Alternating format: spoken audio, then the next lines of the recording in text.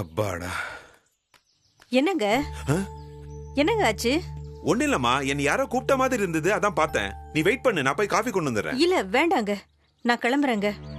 மறக்காம வாங்கிட்டு வந்த பொருளெல்லாம் வீட்டுக்கு எடுத்துட்டு போயிடுங்க. வேற ஏதாச்சும் வேணும்னா சொல்லுங்க, நான் வாங்கிட்டு வரேன். இப்பவே ரஜினி 1000 கேள்வி கேட்டுதான் எனக்கு பணமே கொடுத்தா. எப்படி சமாளிக்க போறேன்னு எனக்கு தெரியல. சரிங்க, கவனமா இருங்க, நான் வரேன். சரி, பார்த்து போமா.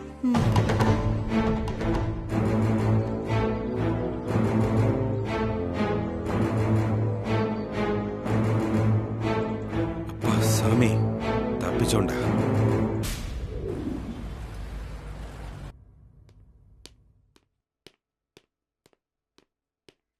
மேடம். சொல்லுங்க ரஞ்சித். இது அண்ணாச்சியோட கொட்டேஷன் ஃபைல். என்ன பண்றது மேம்? என்ன பண்றதுன்னு எனக்கு தெரியல, அவர்கிட்டே கேளுங்க. அண்ணாச்சி நல்ல கிளையண்ட், இவர் ரொம்ப பேசிட்டாரு. அப்படிலாம் ஒன்றும் இல்ல, நீங்க ஜிஎம் கிட்ட வேணா கேளுங்க. சரிங்க மேடம்.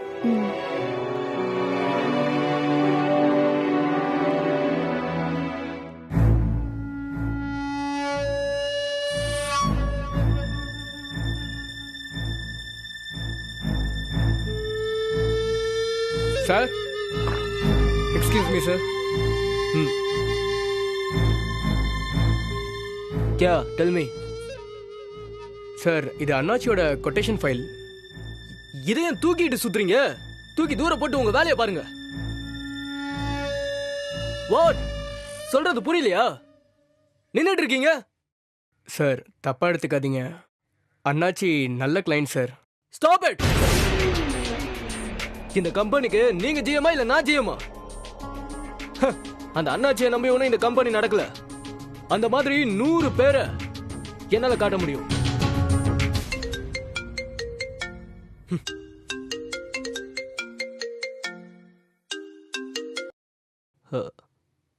Good morning sir. உன்ன மாதிரி ஆளை வேலைக்கு வச்சா எனக்கு எப்படி குட் மார்னிங்கா இருக்கும்? சார், எத்தனை தடவை சொன்னாலும் எங்க போனாலும் திருந்த மாட்டியா? என்ன பண்ணி வச்சிருக்க? இங்க ஒர்க் எல்லாம் சரியா தான் சார் போயிட்டு இருக்கு. கரெக்டா தான் பார்த்துட்டு இருக்கேன். there is no problem sir. கிழிச்ச அங்க போய் ஒரு இம்ப்ரூவ்மென்ட் காட்ட முடியல. இருக்கிற பிசினஸ் கெடுத்து விட்டுட்டு எந்த ப்ராப்ளமும் இல்லையா? உனக்கு மேல உட்கார்ந்துட்டு வேலை பார்க்கறவன் பைத்தியக்காரனா? அண்ணாச்சி மாதிரி ஒரு லாயலான கிளையண்ட்டை எப்படி ட்ரீட் பண்ணணும்னு தெரியாதா?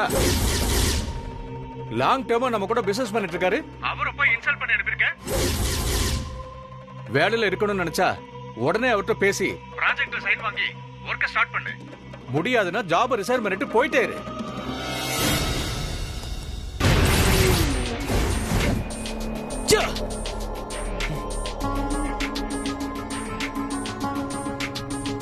சார், இந்த ஃபைலு வேணாமா சார்? இந்த ப்ராஜெக்ட் கேன்சல் தானே சார்? யோ போயா, போய் உன் வேலையை பாரியா. ஒரு ஃபைல் வச்சா உன் டேபிள் தாங்காதா? சார், திரும்ப திரும்ப சொல்றேனேன்னு தப்பா எடுத்துக்காதீங்க. ஒருவேளை அண்ணாச்சி ப்ராஜெக்டை ஸ்டார்ட் பண்ணணும்னா ரஜினி மேடத்தை அண்ணாச்சி கிட்ட பேச சொல்லுங்க சார். சார், நான் திரும்பவும் சொல்றேன், தப்பா எடுத்துக்காதீங்க. ரஜினி மேடம் சொன்னா அண்ணாச்சி கேட்பார் சார். என்ன பண்ணணும்னு எனக்கு தெரியும். நீங்க போய் உங்க வேலையை பாருங்க. சரிங்க சார்.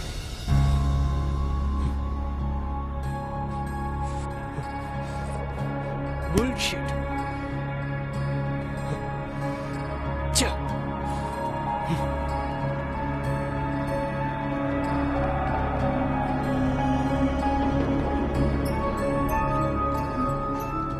ரஜினி, நீங்க என்ன பண்றீங்க? அண்ணாச்சிட்ட பேசிட்டு இமிடியேட்டா அந்த ஒர்க்கை ஸ்டார்ட் பண்ணுங்க. என்ன அப்படி பாக்குறீங்க? சொன்னது கேட்கலையா இல்ல புரியலையா? அண்ணாச்சிட்ட போய் பேசுங்க. என்ன பண்ணணுமோ பண்ணுங்க. ஒர்க் இமிடியேட்டா ஸ்டார்ட் பண்ணணும். பண்ணியே ஆகணும். ஓகே? Okay sir. ம்.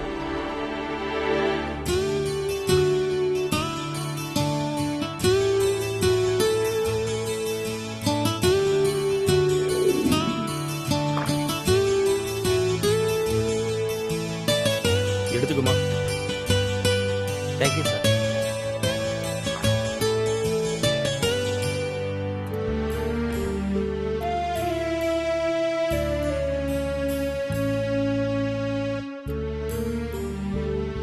ரொம்ப சாரி அண்ணாச்சி. இந்த மாதிரி ஆகும்னு நான் நினைக்கவே இல்லை. நீ எதுக்குமா சாரி எல்லாம் சொல்லிக்கிட்டு? இதுல ஓன் தப்பு என்ன இருக்கு சொல்லு. அந்த ஆள் என்ன மரியாதை தெரியாத ஆளா இருக்கான்? உங்களை பத்தி தெரியாம பேசிட்டாரு. நீங்க எதையும் மனசுல வச்சுக்காதீங்க அண்ணாச்சி. என்ன விடுமா, அந்த கம்பெனிக்கா நீ எப்படி வேலை பார்த்திருக்க? உன்னையே அவன் புரிஞ்சுக்கலையே. இப்பதானே புதுசா வந்திருக்காரு. போக போக சரியாயிடும். நான் என்ன சின்ன பிள்ளையாமா? ஒத்த வார்த்தையில மனுஷனை இடப்பட தெரியலன்னா இத்தனை வருஷமா நான் தொழில் நடத்த முடியுமா? அண்ணாச்சி, அதுக்காக நீ பேசுறது தப்புன்னு சொல்லல. இந்த குணம் தானே உன்ட்ட எனக்கு பிடிச்சது. இந்த மாதிரி விசுவாசமான வேலையாள் கிடைக்கிறது எவ்வளவு கஷ்டம்னு என்ன மாதிரி சொந்தமா முதலீடு போட்டு தொழில் செய்யறவனுக்கு மட்டும்தாம்மா தெரியும். நீங்க எனக்காக இந்த ப்ராஜெக்ட்ல சைன் பண்ணி கொடுங்க அண்ணாச்சி. இல்லம்மா ரஜினி, தப்பா நினைச்சுக்காத. உன் மேல எனக்கு நிறைய மரியாதை இருக்கு. ஆனா என் மரியாதை நான் விட்டு கொடுக்க முடியாதுல்ல. நான் வேணா உங்ககிட்ட மன்னிப்பு கேட்டுக்கிறேன் அண்ணாச்சி. அப்படி இல்லம்மா, இதுல வேற சில பல காரணம் இருக்கு. அவனை வர சொல்லு. அவன் வந்து மன்னிப்பு கேட்டாதான் நான் கையெழுத்து போட்டு தருவேன். அதுவும் நான் உன்கிட்ட தான் கொடுப்பேன். சரிங்க அண்ணாச்சி, நான் போய் அவர்கிட்ட பேசுறேன். சரிம்மா.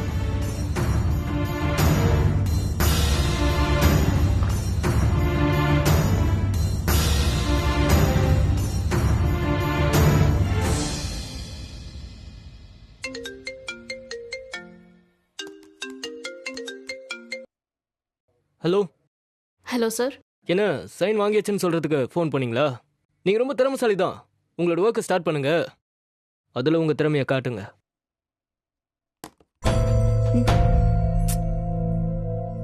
சரியான திமிர் பிடிச்சவன். அண்ணாச்சி சொல்றதுல தப்பே இல்லை.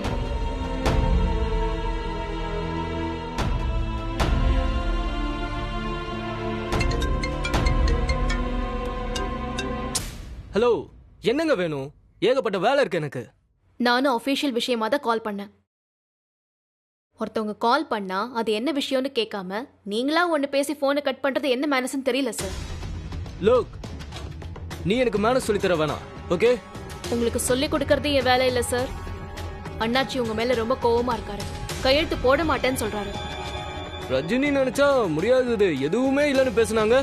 அதுக்காக நீங்க பண்ண தப்ப நான் சரி பண்ண முடியாது சார். நீங்க வந்து மன்னிப்பு கேட்டாதான் அவர் கையெழுத்து போடுவேங்கிறாரு. வாட்? நான் வந்து மன்னிப்பு கேட்கணுமா? இது அவரா சொன்னாரா இல்ல நீங்க சொல்ல வச்சிங்களா? நீங்க வந்து நேர்ல பேசுங்க சார். அப்பதான் தெரியும். நான் வெயிட் பண்றேன். எவ்வளவு சீக்கிரம் நீங்க வர முடியுமோ அவ்வளவு சீக்கிரம் வேலை முடியும். தேங்க்யூ.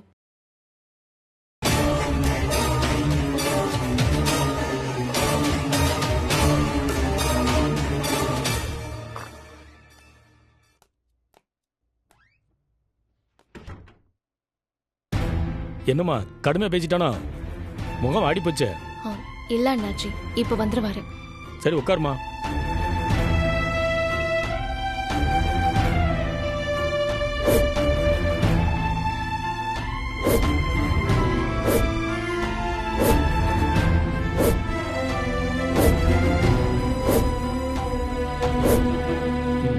நீ சொன்னது எல்லாம் நல்ல விஷயம் தான்மா. சரிங்க அண்ணாச்சி. வாங்க சார்வால், உட்காருங்க.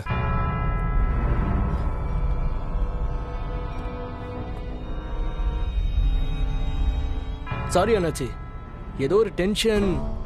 உங்களுக்கு தெரியாததா? Work pressure. அதனால தான் அன்னைக்கு நான் அந்த மாதிரி பேசிட்டேன். எதுவும் மனசில் வச்சுக்காம கையெழுத்து மட்டும் போட்டுருங்களா?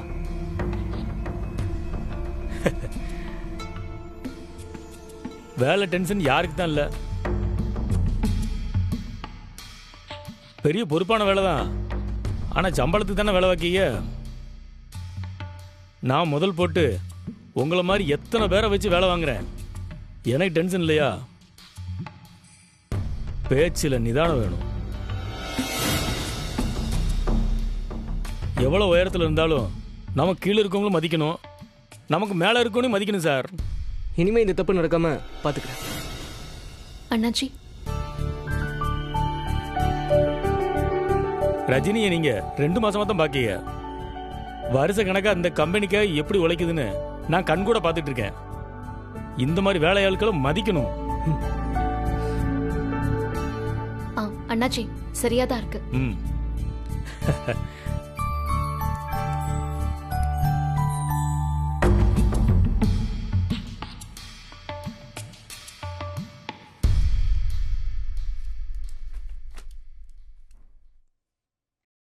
போறதுன்னா போயான்னு ஒரு கஸ்டமரை பார்த்து யாராவது சொல்லுவாங்களா?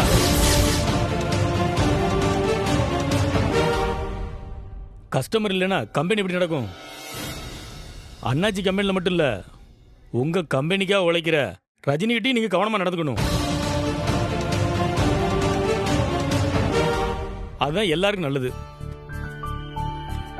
தேங்க்யூ அண்ணாச்சி. உனக்காகத்தாம கையெழுத்து போட்டிருக்கேன். நீ இருந்தா தாமா உங்க கம்பெனியில் என்னோட வேலை நடக்கும். போயிட்டு வாங்க.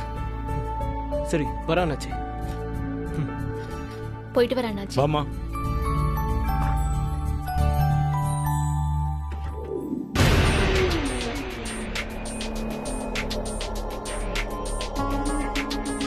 ரஜினி, ஆளை பார்க்கும் போது அப்படியே மரியாதை கொடுக்குற மாதிரி ஆக்ட் பண்ண வேண்டியது. கொஞ்சம் அந்த பக்கம் திரும்பிட்டா அவங்களுக்கே குழி வெட்ட வேண்டியது. பௌத் அச்சா. சார் பேசாத. அதான் நீ நினைச்சதை செஞ்சு முடிச்சிட்டல. என்னையே மன்னிப்பு கேட்க வச்சிட்டல. இங்க பாருங்க சார், நான் எதுவும் செய்யல. நீங்க என்ன செஞ்சீங்களோ அதுக்கான பலன் உங்களுக்கு தான் கிடைக்கும். பழிய ஏன் மேல போடாதீங்க.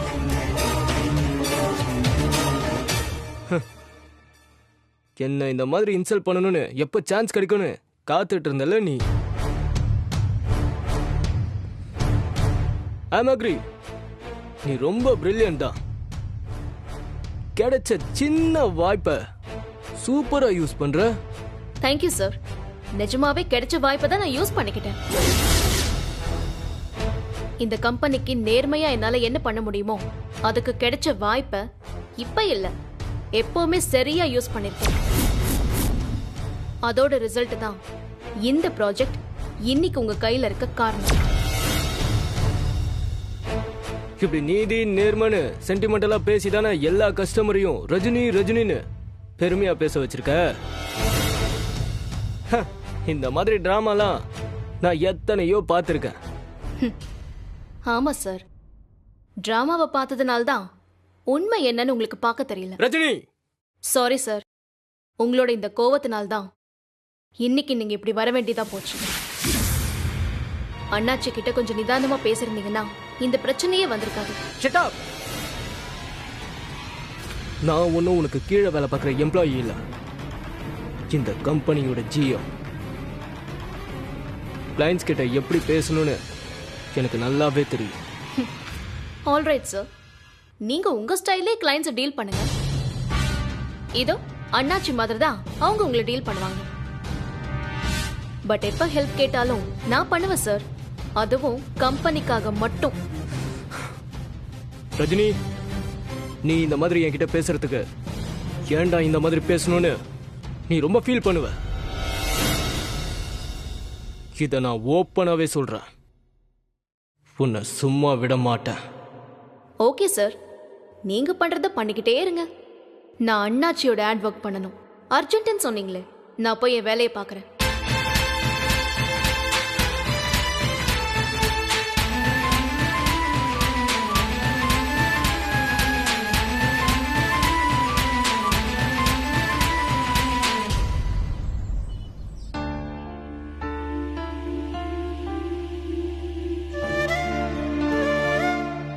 அம்மா, நிஷா ஏதாவது வேணுமாமா? இல்லம்மா, நீனும் சாப்பிடலையா? ஏமா ஒரு மாதிரி அப்செட்டா இருக்க? உடம்பு எதுவும் சரியில்லையா? ஹாஸ்பிட்டல் போலாமா? அதெல்லாம் ஒண்ணும் இல்லம்மா. அப்பாக்கு ஜூஸ் கொடுத்தனா நானும் கொஞ்சம் குடிச்சேன். அதான் பசி இல்ல. உன் முகமே சரியில்லையே. நிஷா, இந்த கல்யாணத்தை நல்லபடியா நடத்திடணுமா. இதுக்கப்புறம் அப்பாக்கு எந்த டென்ஷனும் கொடுத்துட கூடாது. நிச்சயமா நல்லபடியா நடக்குமா, நீ கவலையே படாத. எப்படிமா கவலைப்படாம இருக்க முடியும்? அரவிந்துக்கு அவசர அவசரமா கல்யாண ஏற்பாடு பண்ணோம். இப்ப இந்த கல்யாணமும் அதே மாதிரிதான். அவன் முகத்துல கொஞ்சம் கூட சந்தோஷமே இல்ல. அவனை என்னால பார்க்கவே முடியல. நம்ம குடும்ப சூழ்நிலைக்காக அவனோட வாழ்க்கை வீணா போகுதேன்னு மனசுக்கு ஒரு மாதிரி கஷ்டமா இருக்குமா.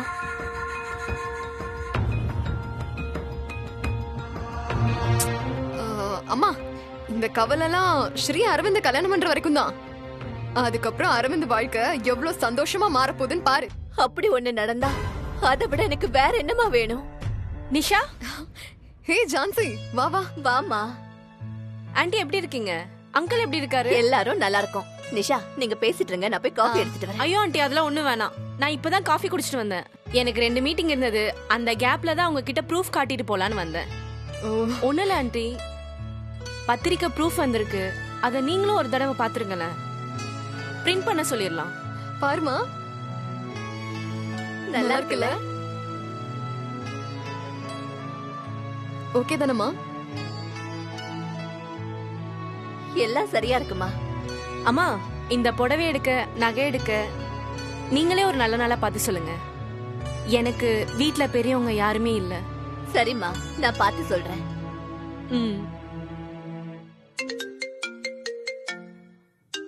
ஐயோ, எனக்கு கால் வந்துச்சு. கிளம்பணும். கிளம்புறேன் நிஷா. கிளம்புறேன் ஆண்டி. சரிம்மா. வாங்க ஜான்சி. என்ன வந்த சத்தமே இல்லாம கிளம்பிட்டீங்க? என்ன விஷயமா வந்தீங்க? ஆமாங்க, கல்யாண விஷயமா பேச வந்தா அதுக்குள்ள கால் வந்துருச்சு. ஆமாண்ணே, நான் கொஞ்சம் ஃப்ரீ ஆயிட்டு வரேன். கிளம்புறேன்னு. வரேன் நிஷா. எங்க வாங்க போலாம்.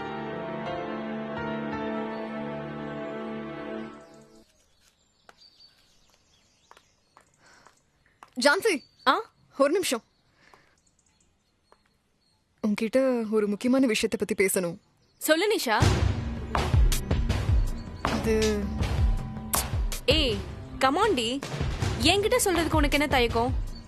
அது நாங்க இங்க சென்னையில வந்து செட்டில் ஆயிடலாம்னு இருக்கோம். அப்பாக்கு வேற உடம்பு முடியலையா, கூட ஒரு ஆள் இருந்தா நல்லா இருக்கும்ல. பெஸ்ட் ஐடியாடி. இத சொல்றதுக்கா இவ்ளோ யோசிக்கிற? அது இல்லடி, ஆக்சுவலா எங்க பிளானே இங்க வந்து பிசினஸ் பண்ணலான்றது. அதுக்குள்ள அரவிந்த் கல்யாணத்துல இவ்ளோ குளறுபடி. மேரேஜ் இஷ்யூ தான் இப்ப செட்டில் ஆயிடுச்சுல. நீயும் இங்க வந்து செட்டில் ஆயிட்டா என் தங்கச்சியை பத்தி எனக்கு கவலையே இருக்காது. அது ஓகே தான், ஆனா அதுல ஏதாச்சும் உனக்கு ப்ராப்ளம் இருக்கா? இங்க வந்து உன்கிட்ட தான் பிசினஸ் பத்தி பேசணும்னு இருந்தோம். உன் கூட சேர்ந்து பிசினஸ் பண்ணா நல்லா இருக்கும்னு நான் தான் இவர்கிட்ட சொன்னேன். உன் முடிவு என்ன? உனக்கு இது ஓகேவான்னு தெரியாம நாங்க மட்டும் பேசி என்ன பண்றது? அதான். நிஷா, முதல்ல எந்த விஷயமா இருந்தாலும் தயங்காம என்கிட்ட கேளு. நான் உன் ஃப்ரெண்டுடி.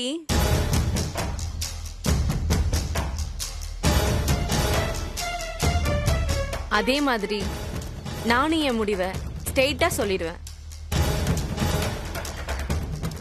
சொல்லு ஜான்சி. நிஷா, உன் கூட சேர்ந்து பிசினஸ் பண்றதுல எனக்கு எந்த கஷ்டமும் இல்ல. ஆனா பிசினஸ்னு வரும்போது எனக்குன்னு சில ரூல்ஸ் அண்ட் பாலிசிஸ் இருக்கு. பிசினஸ், ஃபேமிலி ரெண்டும் தனித்தனியா தான் இருக்கணுங்கிறது அதுல முக்கியமானது. நீ சொந்தக்காரியா ஆக போற, என்னோட ஃபேமிலி மெம்பர் ஆயிடுவ. அப்போ பிசினஸ்ல ஏதாவது பிரச்சனை வந்தா அது நம்ம ரிலேஷன்ஷிப்கே பிரச்சனை ஆயிடும்.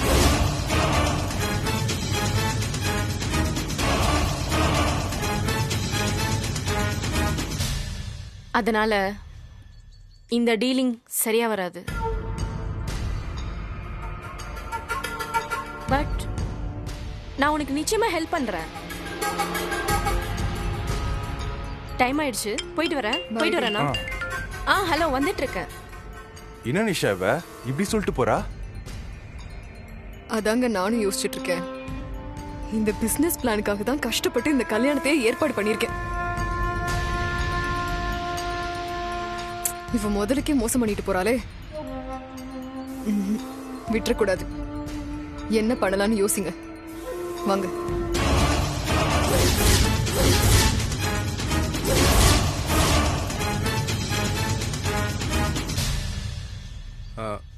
உங்க ஃப்ரெண்டு கிளம்பியாச்சா? போயிட்டா அரவிந்த். ஏன்? சும்மா தான் கேட்டேன். ஆமா, ஃப்ரெண்டை வழி அனுப்புனதுக்கு ஏன் இவ்வளோ டென்ஷனா இருக்கீங்க? இல்லையே. வழிவிடு, லேட் ஆச்சு.